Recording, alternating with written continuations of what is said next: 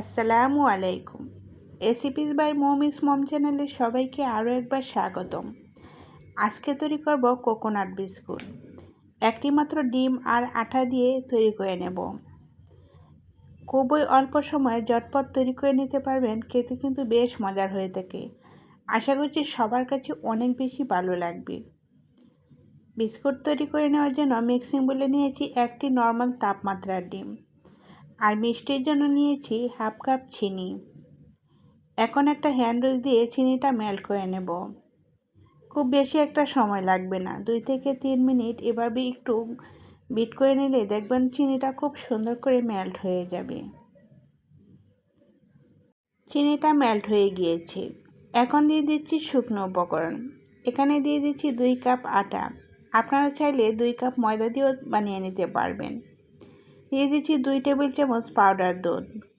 এই পাউডার দুধটা দিলে দেখবেন বিস্কুটের টেস্ট আরও দ্বিগুণ বেড়ে যাবে। দিয়ে দিচ্ছি 2 টেবিল চামচ কোকোনাট পাউডার। কোকোনাট পাউডার কিন্তু অতিরিক্ত দেওয়া যাবে না, তাহলে কিন্তু বিস্কিটের শেপ দিতে পারবেন না। দিয়ে দিচ্ছি 1/4 টিস্পুন লবণ, হাফ চা চামচ ভ্যানিলা এসেন্স, 1/4 কাপ রান্না করা রেগুলার তেল। তেলের পরিমাণটাও কিন্তু বেশি দেওয়া যাবে না।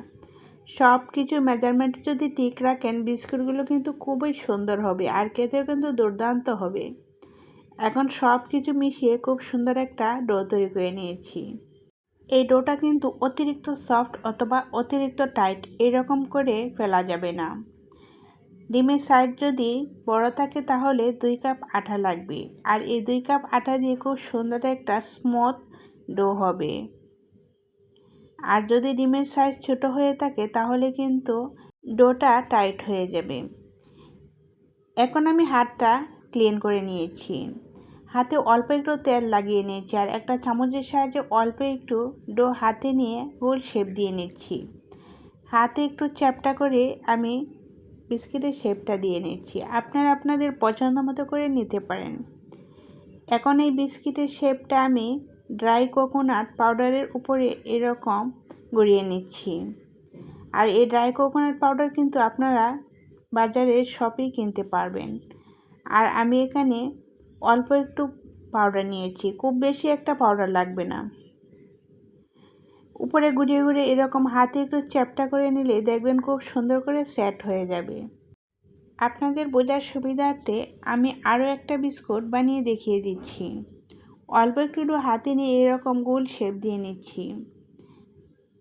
তারপর হাতের তালুতে এরকম একটা চ্যাপটা করে নিচ্ছি। এখন যে কাজটা করতে হবে, ড্রাই কোকোনাট পাউডারের উপরে এরকম একটু ঘুরিয়ে নিয়ে তারপর হাতের তালুতে নিয়ে একটু চ্যাপটা করে নিলে দেখবেন পাউডারটা খুব সুন্দর করে বিস্কিটের উপরে বসে যাবে। একই প্রসেসে আমি সবগুলো বিস্কিট বানিয়ে নিয়েছি। এখন এগুলো বেক করে নেব। বিস্কুটগুলো বেক করে নেওয়ার জন্য চুলায় একটি সিলভারের হাঁড়ি বসিয়ে দিয়েছি আর তলানিতে একটা স্ট্যান্ড দিয়েছি। উপরে বিস্কিটের প্লেটটা রেখে দিয়েছি। একটা ঢাকনা দিয়ে ডেকে আমি চুলার আঁচটা লো থেকে একটু বাড়িয়ে রেখে 20 মিনিট বেক করে নিয়েছি।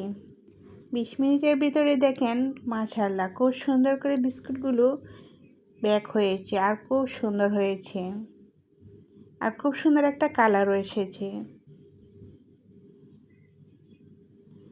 গরম থাকা অবস্থায় একটু নরম থাকবে। কিছুক্ষণ পর যখন দেখবেন ঠান্ডা হয়ে যাবে তখন দেখবেন বিস্কুটগুলো অনেকটাই শক্ত হবে আর অনেক বেশি ক্রিস্পি হবে, খেতেও কিন্তু বেশ মজার হয়। রেসিপিটা ভালো লেগে থাকলে একটা লাইক দিয়ে সম্পূর্ণ ভিডিওটি দেখে নেবেন, আর আমাকে সাপোর্ট করার জন্য অবশ্যই আমার চ্যানেলটি সাবস্ক্রাইব করে রাখবেন।